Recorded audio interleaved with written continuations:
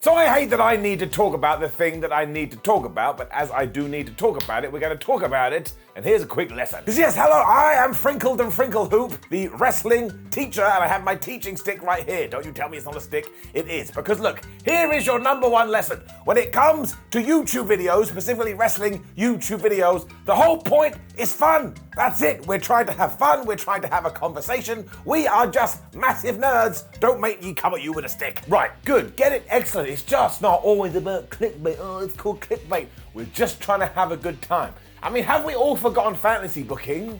It's half the reason we're fans for as long as we are. So now we've ironed that out. Here's 10 wrestlers that should jump ship right now. Why? Here's why.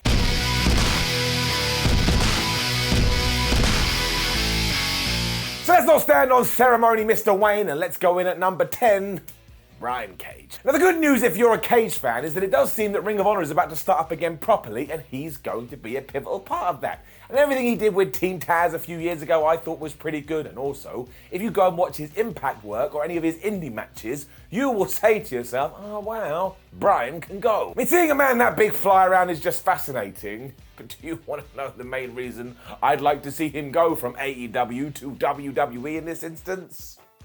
It's because Vince McMahon loves muscles. Be it a Hulk Hogan, a John Cena, a Batista, or a Nathan Jones, I wanted to throw one name in there where it's like, well, he didn't do much of anything, but he was massive. Mr. McMahon just loves people that goes to the gym, and when you look at the wrestling scene right now, few people look bigger than Brian Cage. So this is mostly pure intrigue from me, but I think there's a universe out there where Brian Cage does go to WWE, and Vince McMahon enjoys his flexing so much he makes him WWE champion. And yes, I mean it, because once again, he knows what he's doing inside the squared circle, and all you got to do is Brock Lesnar him, give him some kind of manager or some kind of mouthpiece. I actually think you connect all the dots. So of course it's cool if he stays in AEW, but I got this thing in my tum-tum called an intrigue gland. Sometimes it goes off. Number 9 is not as silly though.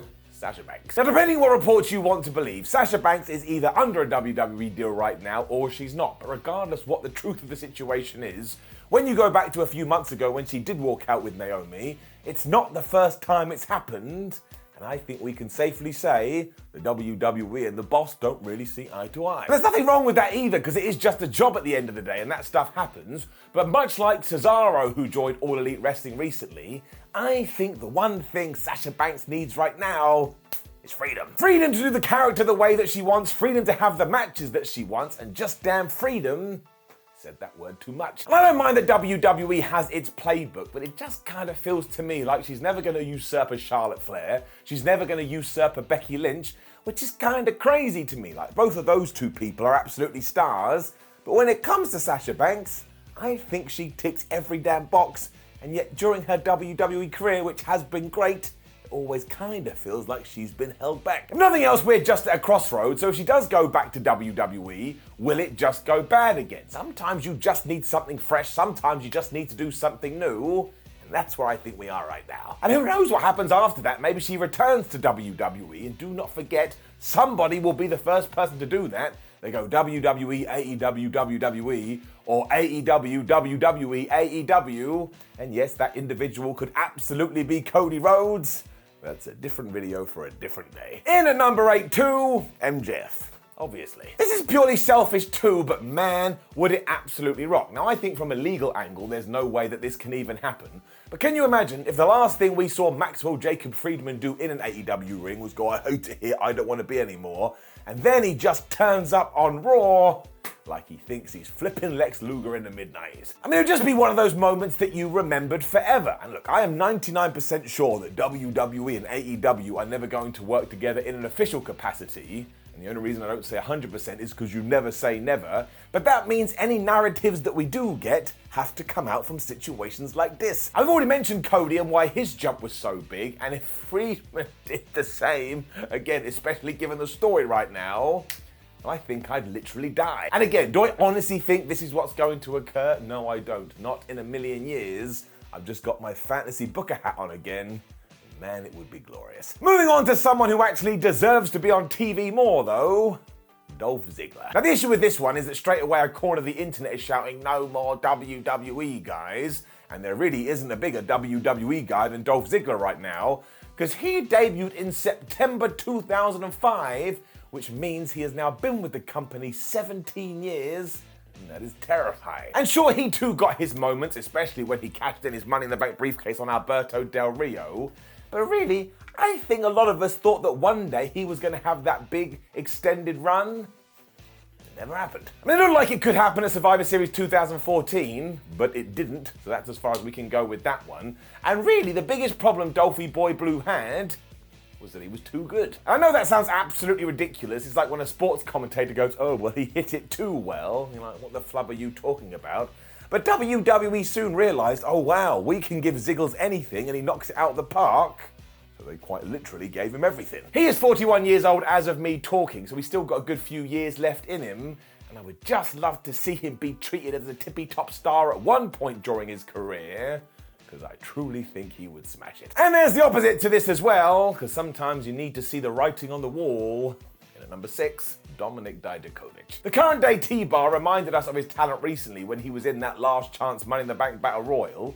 And if you do find yourself tuning into Main Event, you'll probably look at Dom and go, oh, yeah, this guy's pretty good. Ever since he was thrown into Retribution though, which I think we can now say was not a good idea, he hasn't done much of anything. I mean, he had that tag team with Mace for a while when they were all like, oh man, we're animals for the jungle.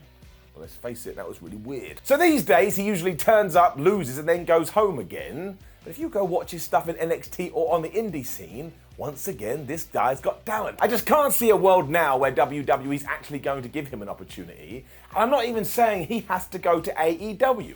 If you put him in somewhere like New Japan that loves really tall dudes, I think he'd smash it. He could even be a world champion in somewhere like Impact, and even if he just returned to the greater wrestling world in general, the plus point to this would once again people be going, oh man, that T-Bar can go. And if he is going to stay, we really need to get rid of the T-Bar name because it just conjures up bad memories.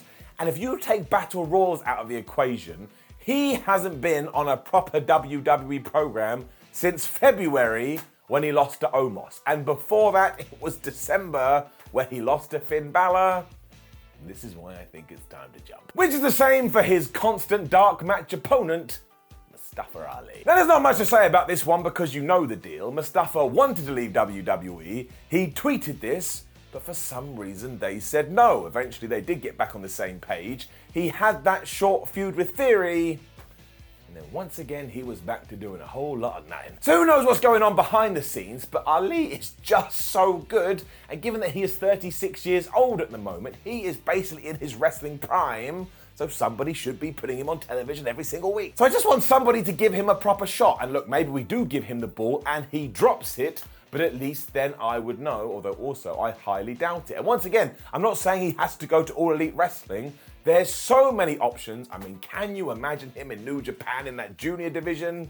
He'd smash it. And I would genuinely go out of my way to see him wherever he did decide to call home. I mean, just go onto his social media and watch these training montages he puts up. I really don't understand it. So it's stupid, as is my next suggestion, which is gonna get a crazy reaction in at 4. AJ Styles. So look, I'm being a nerd again, but given that Styles will retire sooner rather than later, I just want to see these matches before he goes. I want to see Styles versus Omega, I want to see Styles versus Hangman, I want to see Styles versus Adam Cole, I want to see Styles versus Orange Cassidy, I want to see Styles versus Darby Allin. Hell, I want to see Styles versus CM Punk. Now again, do I actually think this is going to go down? No, I don't, because AJ is making all the money in the world right now, and is a big time player in WWE. But a boy can dream. Number 3 is a bit more specific and maybe out of nowhere, but I think in at number 3, Abadon should go to WWE. Because here's the thing, out of all the companies doing the round, WWE is the one who quite likes the spooky dooky. I mean, we had it with Kane, we had it with The Undertaker, we had it with Bray Wyatt, and if you believe the rumor mill, the Judgment Day are apparently about to get a little bit supernatural. So they love it, and despite all that, when it comes to our female wrestlers, I can't think of many who have been given such an opportunity. Like, Luna did it back in the day.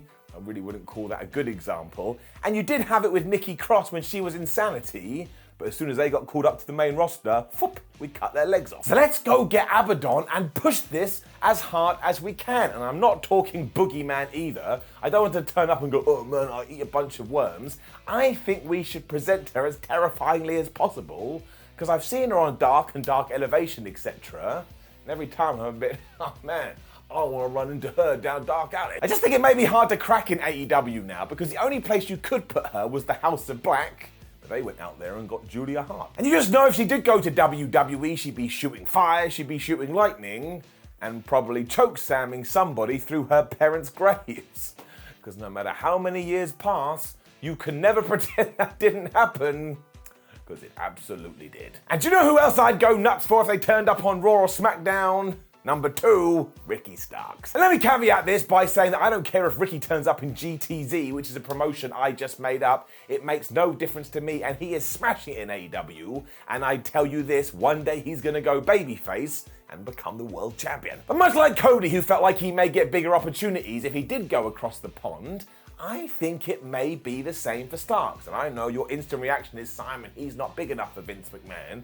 But there's always an exception to this rule. And if you put a microphone in his hands, he's gonna deliver every time. So I really do think this could be an AJ Styles situation from 2017, where slowly and surely he just gets given more and more and more until he's a pivotal part of the company. I mean, there's just so much potential with Ricky, which is why I feel if he does go out there and stir the pot and gets himself one of these moments, it may actually benefit him, because coming out the other side, he's gonna feel like a bigger star. So it could really raise his stock and allow him to get to the next level, because really in AEW, the only thing holding him back is because they have a massive roster. And as ever, I'm cool with that, but there's always a negative side. I also just get a kick out of seeing a wrestler in a brand new environment, especially one I'm familiar with, but not familiar with them in it, because it really does feel like Christmas and Hanukkah come together. So that's the main reason I want it. I'm being a geek again, but it's my video and I'll geek out as much as I want. Which is not the same for number 1, because somebody get me Orange Cassidy on my WWE TV. And why? Because when he did sign for AEW, everybody melted down as if you're in professional wrestling these days, you can't have a gimmick. So if he did get signed by WWE and he had a run there, he could walk around and say, well, the 2 biggest promotions in North America hired me, so I must have done something right. I mean, honestly, make him WWE champion for all I care, because it would be tremendous. And don't pretend you don't want to see Orange Cassidy versus Roman Reigns, because you absolutely do. I mean, even if it's because of that bad part of your brain that's filled with fear, you'd still like to see it. And I've said it now, and I'm hoping because I have said it, we can manifest it into existence. Because honestly, it would probably be the best day of my life. I do want to end this video by saying no matter who I've mentioned in this list, the most important thing is that said person is happy. Because really, we should want all wrestlers to be in good spirits no matter where they ply their trade, WWE, AEW, Impact, New Japan. Because I tell you, sometimes we forget about the human side of sports entertainment, which is why I am bringing it back. Now, please do leave a comment below and let us know who would you like to jump ship and where should they go. You can make anything up. They could go to WWE, to some UK promotion. I want to hear from you. Like the video, share the video, and subscribe. Then head over to whatculture.com where you can read articles like this with your eyes. Make sure you follow us on social media, and I promise you, we have a lot of videos. Just watch one. My name's Sasha from What Culture. Thank you very much for joining me as always. See you soon.